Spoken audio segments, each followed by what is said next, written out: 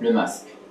Et en fait, phase incontournable si véritablement on opère une détox capillaire. Il va travailler au niveau du bulbe.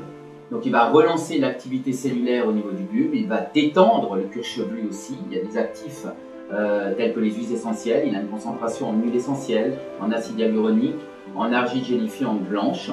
Donc tous ces actifs-là vont travailler au niveau du cuir chevelu afin et de le détendre et de relancer la microcirculation au niveau du bulbe capillaire. Donc forcément activer une pousse au niveau du cuir chevelu. Très souvent, le problème des cuirs chevelus, c'est des cuirs chevelus qui sont tendus. Ces cuirs chevelus tendus, soit sécrètent trop de séborrhée par le biais des glandes sébacées, soit se dessèchent, soit se crispent.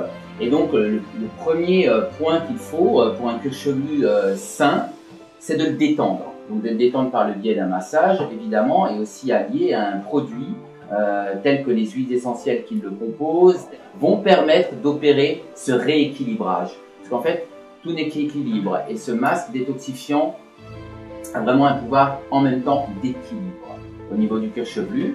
Donc on s'en sert de cette manière-là. La deuxième phase, c'est de s'en servir comme d'un conditionneur, puisqu'au niveau de la fibre du cheveu, il a aussi l'intérêt de gainer le cheveu.